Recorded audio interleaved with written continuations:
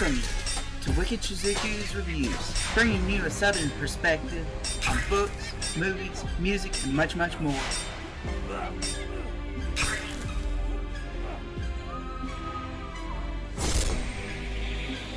Stick around for a while, you just might hear something wicked.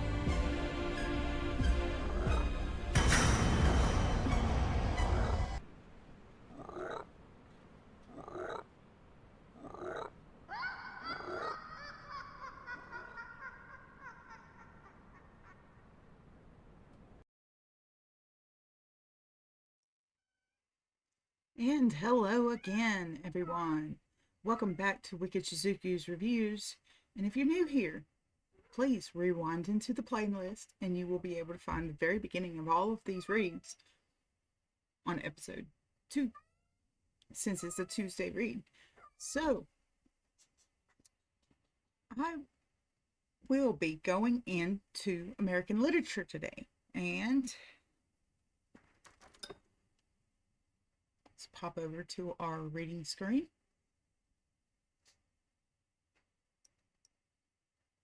Okay. And I will be picking up today on Bernal, Diaz de Castillo, 1492 to 1584.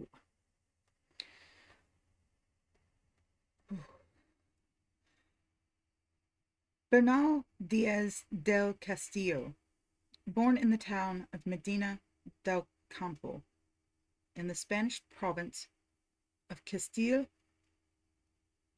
in the momentous year 1492, went to the West Indies as a young man and remained there, except for 2 brief returns to Spain. For the rest of his long life, his first American voyage came in 1514, in the company of the future explorer Hernando de Soto, and under the command of Pereiras de Villa, who was sent to replace his son-in-law Vasco Nuñez del Balboa as governor of Darien, a colony what is now Panama. Eventually, the political turmoil of Darien, where Davila was later to arrest Balboa on flimsy charges of treason and execute him, delusioned young Diaz, who, along with several companions, sailed to Cuba, then under the rule of his own kinsman Diego Velasquez. From there, in 1517 to 1518, Diaz went out with 2 brief expeditions to Yucatan and Florida before joining Hernan Cortes in the conquest of Mexico, 1591 to 21. Because he marched as a mere foot soldier when the army moved inland from Veracruz to conquer the later reconquer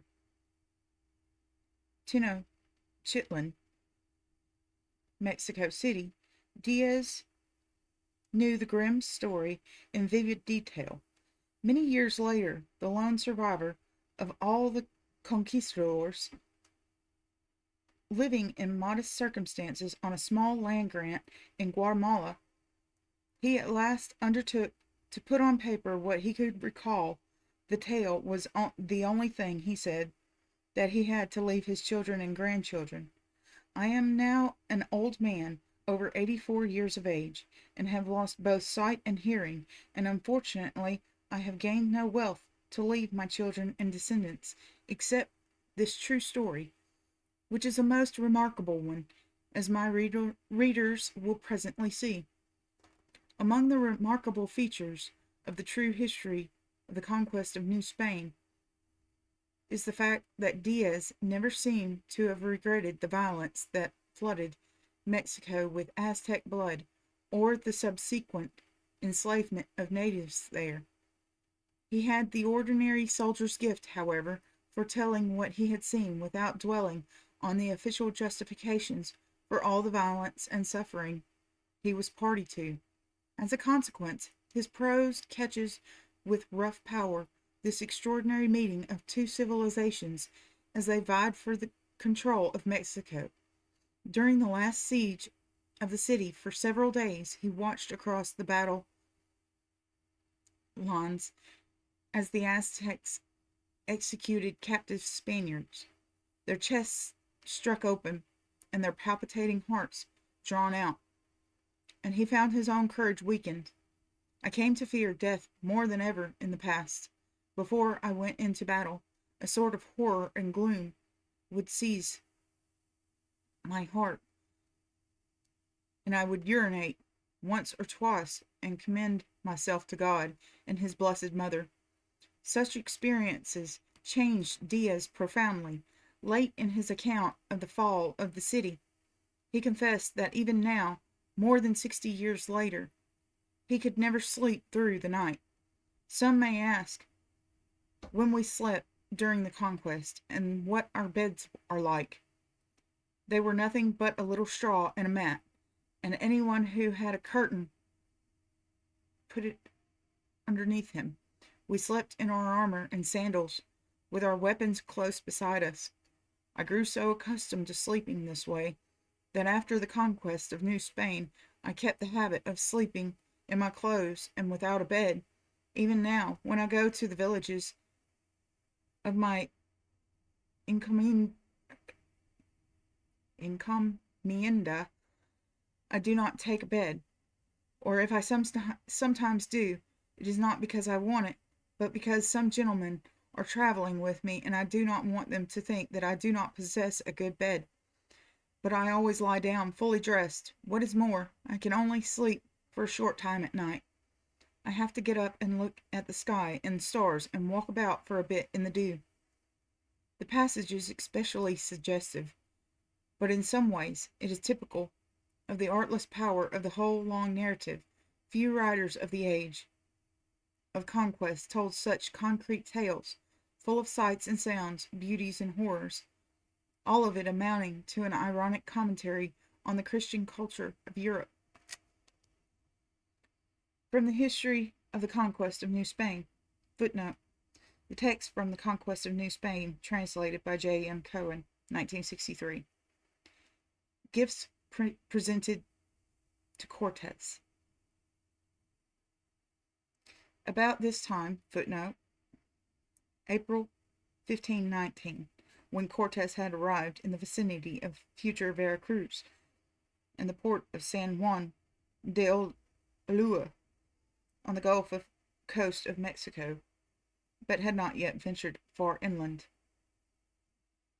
About this time, many Indians came from the towns of which these two great servants of Montezuma were governors, some of them bringing gold and jewels of little value or fowls to exchange with us for green beads, clear glass beads, and other articles.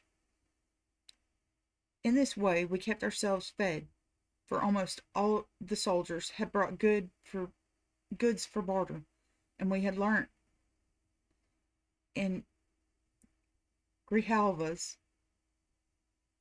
footnote, Grijalva's time, Juan de Grijalva, 1489 to 1527, had led an expedition along the coast of the Yucatan in 1518, of which Diaz had been a member.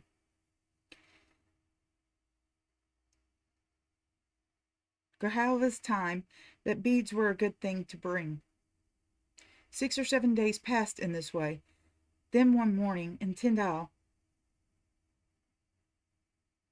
returned with more than 100 Indian porters, and accompanied by a great Mexican chief, who in face, features, and body was very much like our captain. The great Montezuma had chosen him on purpose, for it is said, when Tyndall showed from the portrait of Cortes all the princes presented, exclaimed that one of their number, Quintalbor, looked exactly like him, and it was Quintalbor who now accompanied Tyndall, on account of this resemblance, we in the camp called them our Cortez and the other Cortez. To return to my story, when these people arrived before our captain, they kissed the earth and perfumed him, and all the soldiers near him with incense that they had brought in earthenware braziers. Cortez received them kindly and seated them beside him and the Prince Quintalbor, who bore the presents and had been appointed joint spokesman with Tyndall, welcomed us to the country, and after a long speech ordered them to be brought forward. The spread of other cotton cloths, the various objects were placed on mats, which they call pitates, on which were spread other cotton cloths. The first was a disc in the shape of the sun, as big as a cartwheel, and made of very fine gold. It was a marvelous thing, engraved with many sorts of figures, and, as those who afterward weighed it reported, was worth more than 10,000 pesos. There was another larger disc of brightly shining silver in the shape of the moon. The other figures on it, and this was worth a great deal, for it was very heavy. Quintalbor also brought back the helmet full of small grains of gold, just as they had come from the mines, and worth 3,000 pesos. The gold in the helmet was worth more than 20,000 pesos to us, because it proved to us that there were good mines in the country. Next came 20 golden ducks, of fine workmanship and very realistic, some ornaments in the shape of their native dogs, many others in the shape of tigers, lions, and monkeys. 10 necklaces of very fine workmanship, some pendants, 12 arrows, and a strung bow, and 2 rods like staffs of justice 20 inches long, all modeled in fine gold. Next they brought crests of gold, plumes of rich green feathers, silver crests, some fans of the same material, models of deer in hollow gold, and many other things that I cannot remember, since all this was very long ago. And after this came 30 loads of beautiful cotton cloth of various patterns, decorated with feathers of many colors, and so many other things that I cannot attempt to describe them. When the presents had been displayed in these great caquiche, Quintabor, and Tyndall asked Cortez to accept them, with the same grace as Montezuma had shown in sending them, and to divide them among the tailless. Footnote: tailless gods Nahuatl. The Mexicans apparently assumed that at least some of Cortez's party were of divine origin, and men who accompanied them.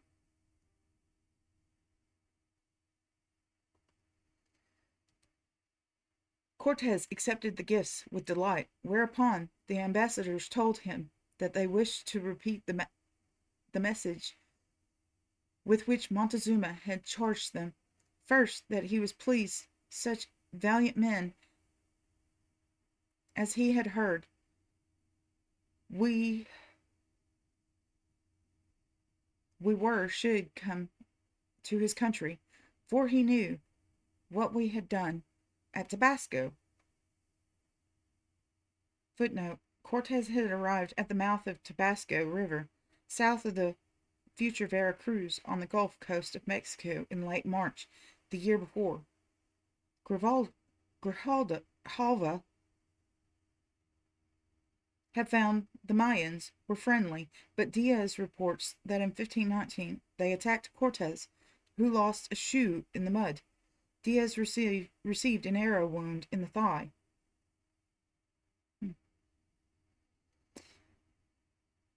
And that he would much like to see our great emperor, who was such a mighty prince that his fame had reached him, even from the distant lands whence we came. Second, that he would send the emperor a present of precious stones, and serve us in any way he could during our stay in that port. But as for a meeting, he told us not to think of it, for it was not necessary, but he put forward many objections. Cortes thanked them with a good countenance, and with many flattering protestations, gave each governor 2 Holland shirts. Holland is linen. Some blue glass beads, and other things, and begged them to go back to his ambassadors to Mexico, and inform their lord, the great Montezuma, that since we had crossed so many seas and journeyed from such distant lands solely to see and speak with him in person, our great king and lord would not give us a good reception if we were to return without doing so. Wherever their king might be, said Cortes, we should like to go and visit him and carry out his commands. The approach to Tenochtitlan.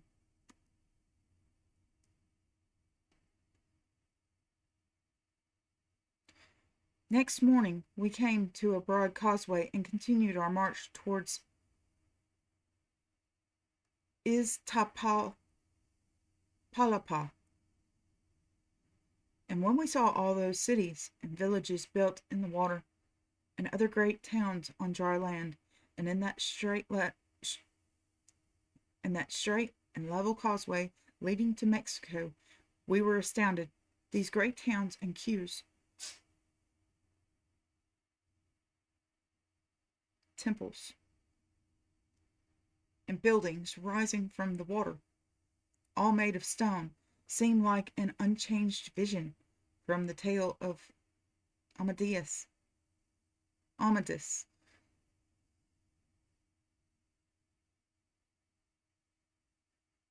which there's a footnote. The medieval romance of the warrior Amadis, based on the French originals, survives in the 15th century version by Garcia de Montalvo. Indeed, some of our soldiers asked whether it was not all a dream. It is not surprising, therefore, that I should write in vain. It was all so wonderful that I do not know how to describe this first glimpse of things never heard of, seen, or dreamed of before. When we arrived near Iztapalapa,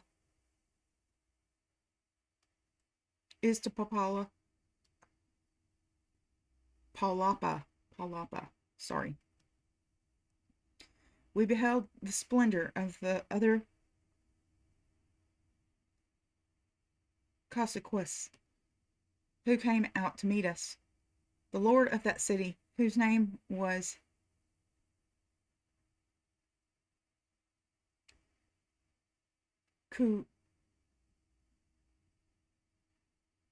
Huitlahuac, and the lord of Culhuacan. Both of them chose relations of Montezuma. Both of them close relations of Montezuma. And when we entered the city of Iztapalapa, the sight of the palaces in which they lodged us, they were very spacious and well built, of magnificent stone, cedar wood, and the wood of other sweet-smelling trees, with great rooms and courts, which were a wonderful sight, and all covered with awnings of woven cotton. When we had taken a good look at all of this, we went to the orchard and garden, which was a marvelous place both to see and walk in. I never tired of noticing the diversity of trees and the various scents given off by each, and the paths choked with roses and other flowers and many local fruit trees, and rose bushes and the pond of fresh water. Another remarkable thing was that the canoes could come into the garden from the lake through a channel they had cut, and their crews did not have to disembark. Everything was just shining with lime and decorated with different kinds of stonework and paintings, which were a marvel to gaze on. Then there were birds of many breeds and varieties which came to the pond. I say again that I stood looking at it and thought that no land like it would ever be discovered in the whole world, because at that time Peru was neither known nor thought of. But today all that I then saw is overthrown and destroyed. Nothing is left standing. Hold on, we have a surprise visitor, so I will be right back.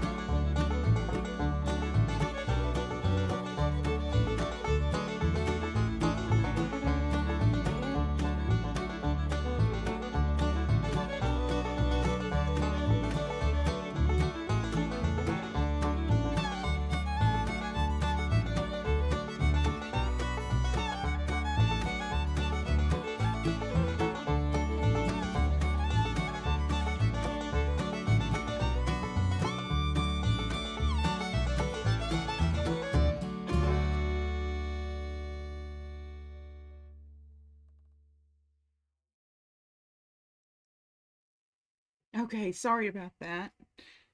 I had a we had a panda come in and try to bum rush the desk, so had to let him out. All right, back to where we were.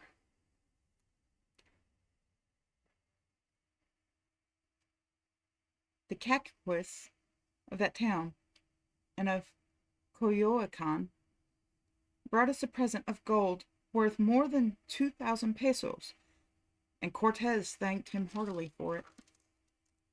And he showed them great kindness, telling them, through our interpreters, something about our holy faith, and declaring them the great power of our Lord the Emperor. But there were too many conversations for me to describe them all. Early next day we left Iztapalapa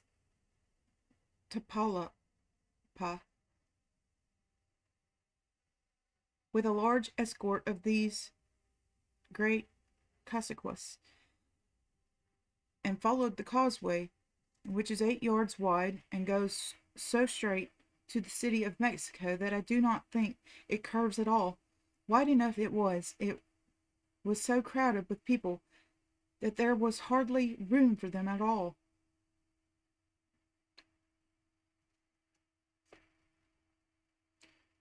Some were going to Mexico and others coming away, besides those who had come out to see us, and we could hardly get through the crowds that were there, for the towers and the queues were full, and they came in canoes from all parts of the lake.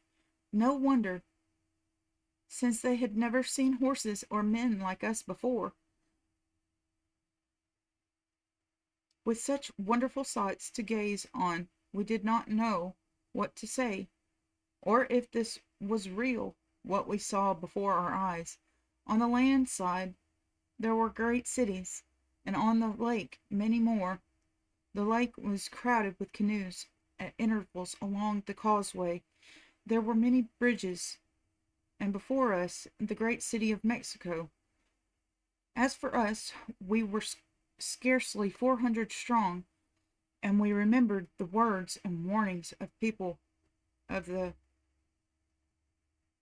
Huexozinco,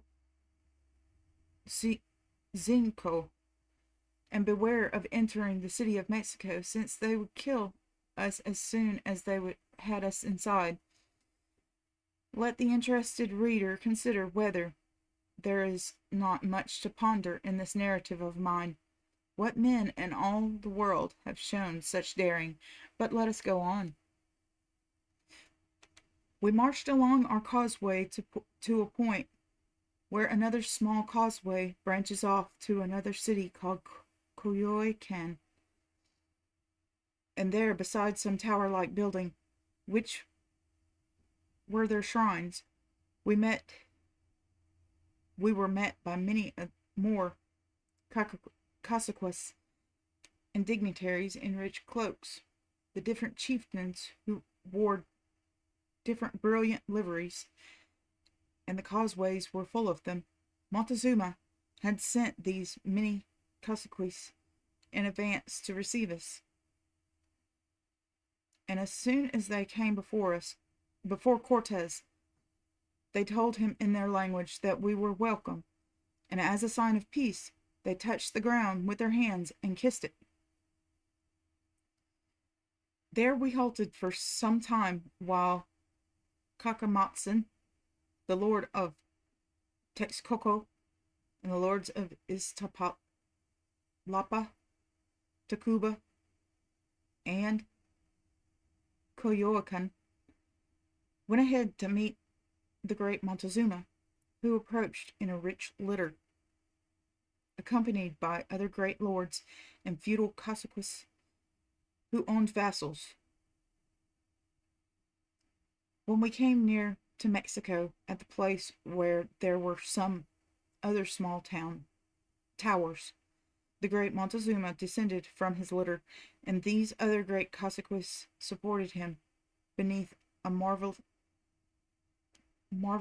marvelously rich canopy of green feathers decorated with gold work, silver, pearls, and chihuites.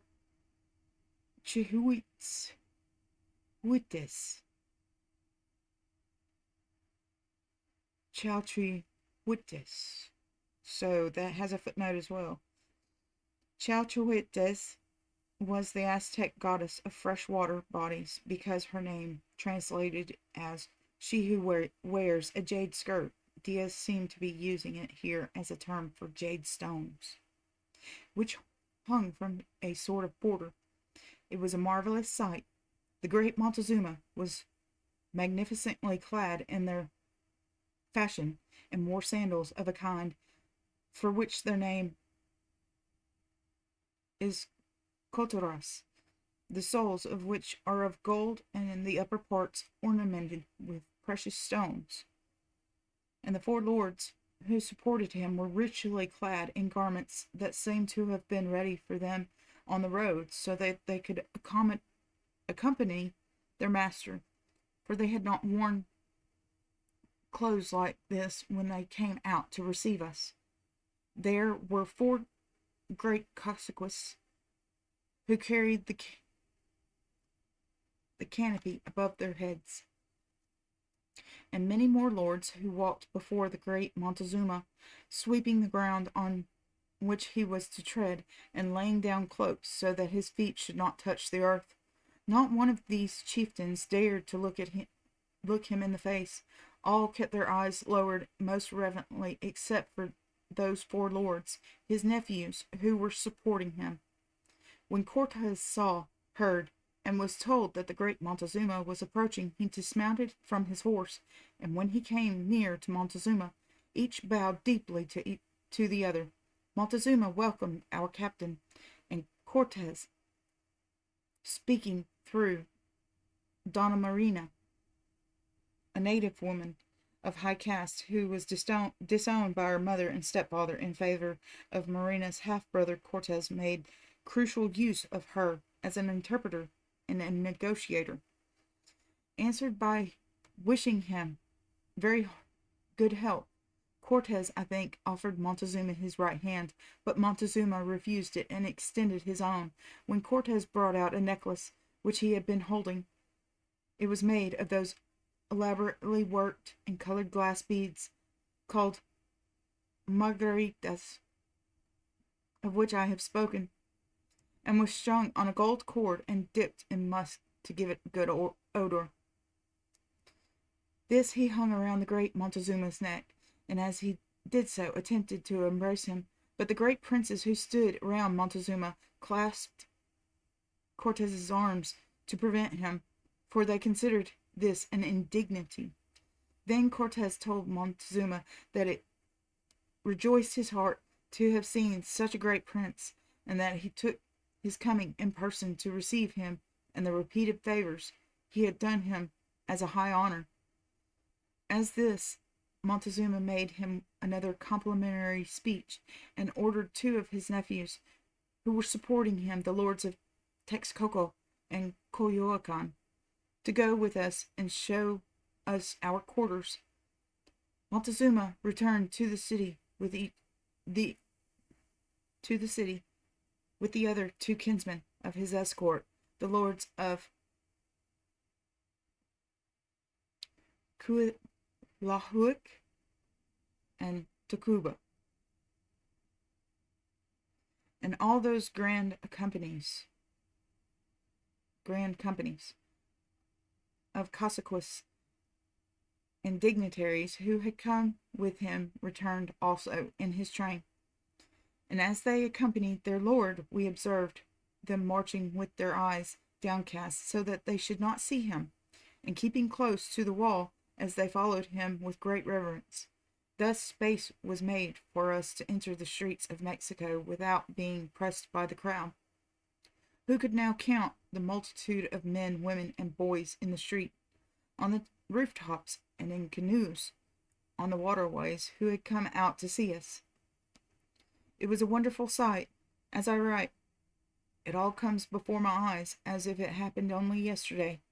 They led us to our quarters, which were in some large houses capable of accommodating us all, and had formerly belonged to the great Montezuma's father, who was called Axayacatl. Here Montezuma now kept the great shrines of his gods, and a secret chamber containing gold bars and jewels. This was the treasure he had inherited from his father, which he never touched. Perhaps their reason for lodging us here was that, since they called us Toulouse, or Tuiles, and considered us such, they wished to have us near their idols.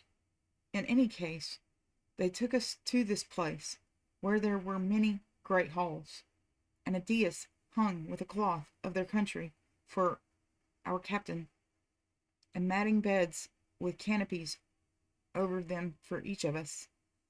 On our arrival, we entered the large court, where the great Montezuma was awaiting our captain.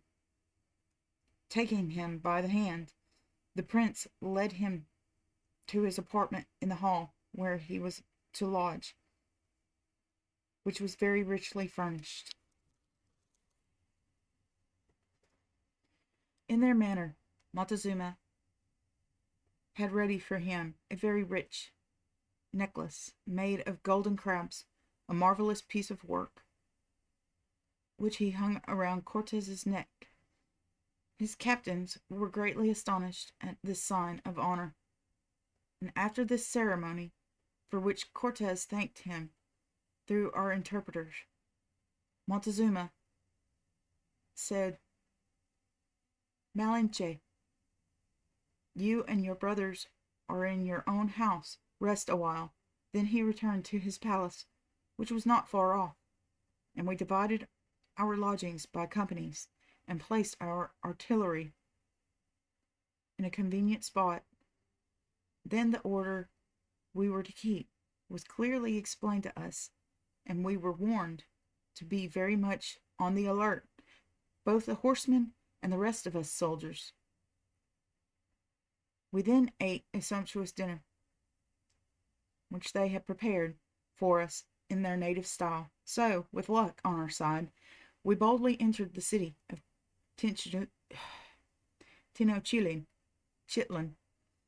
or Mexico, on the 8th of November, in the year of our Lord, 1519. And in the next episode, when we revisit our American literature, we will be continuing Cortez in difficulties. So, if you enjoyed this episode, would you please like, subscribe, and share? And if you have any questions, please leave them down in the comment section below, and I'll get back to you. Until then, have a great evening, everyone. Good night.